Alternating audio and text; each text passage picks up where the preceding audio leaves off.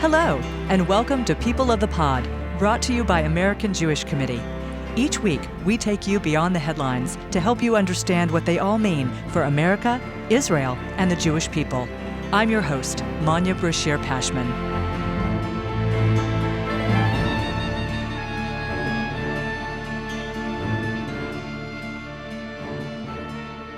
For more than 30 years, American Jewish Committee's Asia-Pacific Institute has found Australia to be a nation that has stood shoulder to shoulder with the Jewish people and Israel.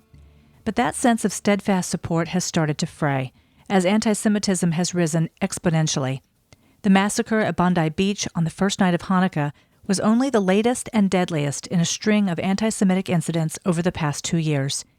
Here to discuss how we got here is Hana Rudolph, Associate Director of AJC's Asia Pacific Institute. Hana, welcome to People of the Pod. Thank you so much for having me.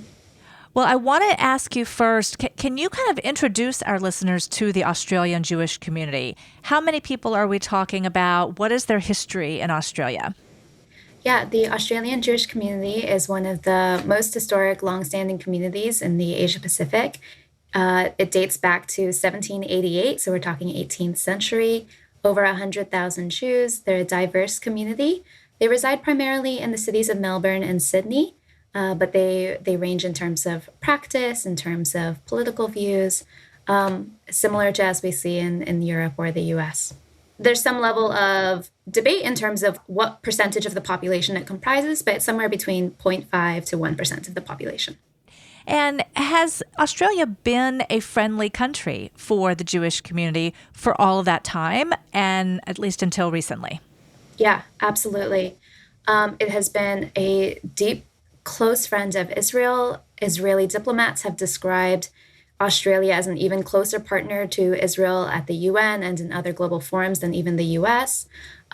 Jews have been living there for centuries and have oftentimes described Australia as being like a haven.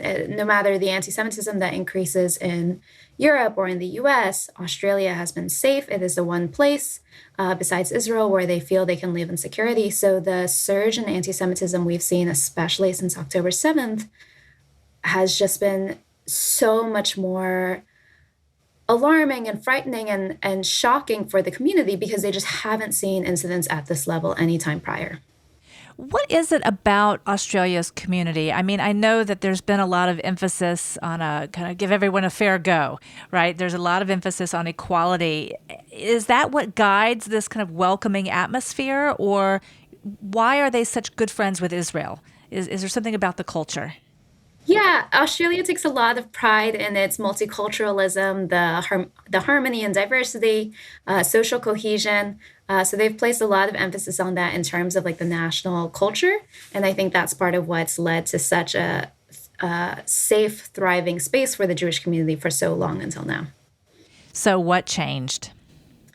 Yeah, $1 million question, right? October 7th.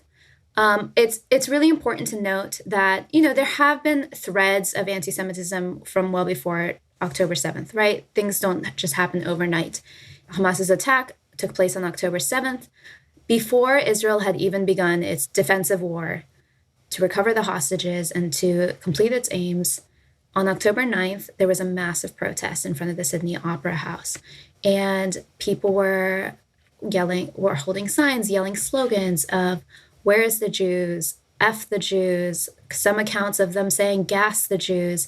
I mean, we're talking about there's no linkage here of like Israel's counter-defensive war. It's simply about terrorists attacked Israel. Now is a good time for us to talk about like go find and hunt down the Jews.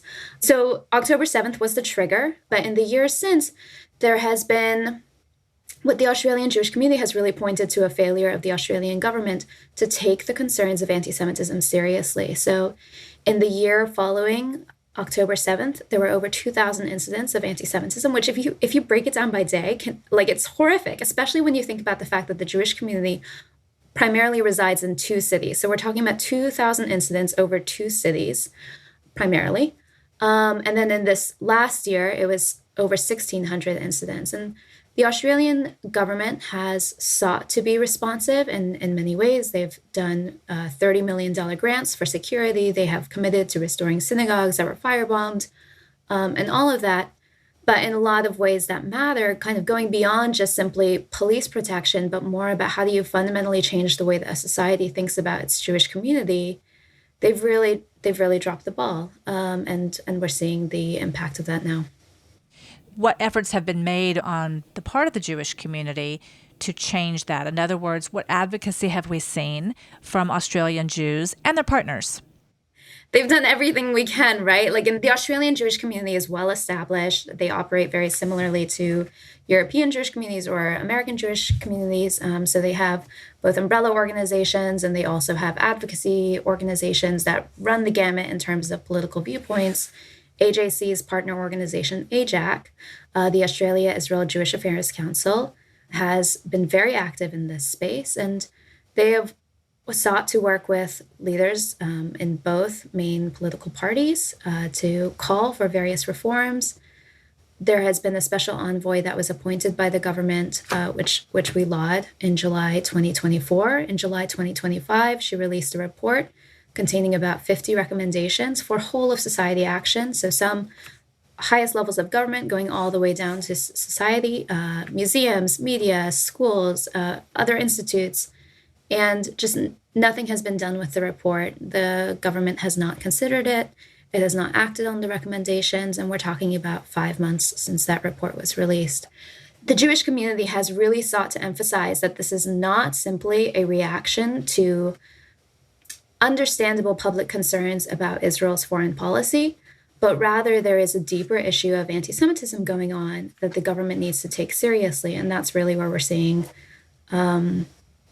just inaction. We talk a lot here at AJC about the sources of anti-Semitism from the right, from the left, from Islamist sources. Where is it coming from primarily in Australia? Yeah, it's a really interesting question, especially in Melbourne. My understanding is that the protests that were taking place weekly until the ceasefire, and even now it's continued on, but it's morphed a little bit. But those weekly protests were drawing in, similar to what we see in the US, both the far left, people wearing keffiyehs, people calling for Palestinian rights, the same as we see in the US, and then also people on the far right. So it does draw an interesting mix of political views united in their hatred of Jews and Israel. And what about Islamist sources? Is that separate? Yeah, so in especially cities like Melbourne, that is part of the challenge. Melbourne has a high Muslim population. In all of Australia, the Muslim population is something like 3%, but it's one of the largest growing demographics. And in places like Melbourne, I don't know the number offhand, but it has a significantly larger impact on, in terms of demographics, in terms of like how politicians think about their voting. And so that's why you see Australian Jewish leaders pointing to, like Alex Rivchin from the Executive Council of Australian Jewry has talked publicly about supporting Jews is not politically popular. Politicians aren't willing to risk that support because of the political costs they see, I think primarily from Muslim voters. So Melbourne, especially where the protests have been particularly violent, obviously this took place in Sydney, so the violence is happening there too. But in Melbourne, where we've seen protests that turned violent previously too, there's been real concern about the Muslim population there, kind of feeding that. The Executive Council of Australian Jewry recently won a lawsuit against a Muslim clergy member who was in November 2023. So we're talking 1 month after the Hamas terror attacks. So 1 month later, he was doing a series of lectures describing Jews as pigs, as treacherous, like all these kinds of horrific caricatures. So thankfully, this lawsuit, the Jewish community won. But this is the kind of situation, and that's one example, and maybe a more extreme example, but these are the kinds of situations that the community is running up against. Also in February 2024, there was a viral video of 2 Muslim nurses talking about how they would kill any Jewish or Israeli patients that they had, and that they had already, was the insinuation as well. And so the lawsuit is ongoing for them, but they have faced criminal charges. They have had their licenses revoked. But there was also significant Muslim community pushback to the consequences that they face, which is also really alarming and disturbing. Of the 49 recommendations that were mentioned in the Special Envoy's report, which ones do you think should be the priority going forward? You can't implement them all at once.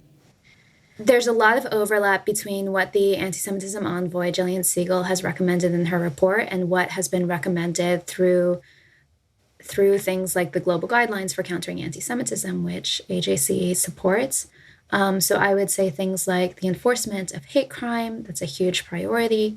There are various ways in which the Special Envoy's plan notes how Australia's law enforcement can deepen their efforts. And I think there is some positive movement to that end now following this attack. There was an announcement following the recent cabinet meeting of the Australian Prime Minister and his cabinet talking about a hate crime database and so forth. We're also highlighting from the Special Envoy's report things like engaging social media, countering the disturbing narratives that we see there, and establishing better standards. And then also education. And I think that's a really core point. So how do you promote Holocaust education, anti-Semitism education, and so forth? And that we need the government's help, but also it can be done through other institutions as well. Can you kind of share what AJC's advocacy has, what you've learned, and just what is AJC hearing and doing for Australia? I mean, I think the number one takeaway that Ted and Shira had after visiting Australia, and they visited Melbourne, Canberra, and Sydney, Canberra being the capital, was just how much the community has been shaken by this massive spike in incidents. I think the last year's total of over 2,000 incidents was something like 3 times higher than the previous year. So we're really talking about a spike.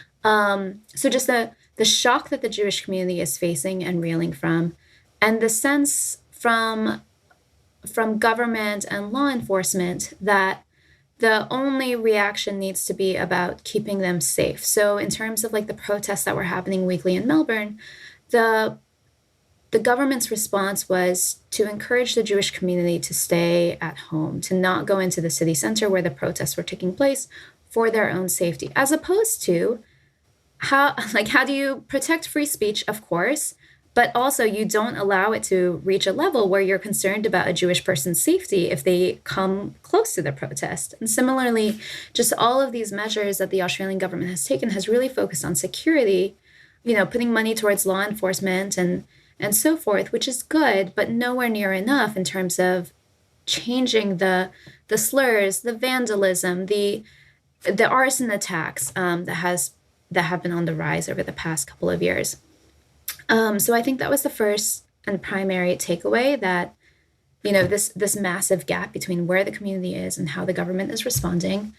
And in terms of AJC's advocacy, we're really trying to amplify the Australian Jewish community's message here, which is exactly that there is not enough being done. The problem is immense, and that the government needs to take this seriously. This is not so easy as just putting some money towards security, but we need to go much further. And why is this report from the anti-Semitism envoy appointed by the government sitting there for 5 months without any recommendations being considered or implemented? So things like this, we're amplifying that message, not just to Australian diplomats and leaders that we have connections with, but also in the U.S., because the U.S.-Australia relationship is so important.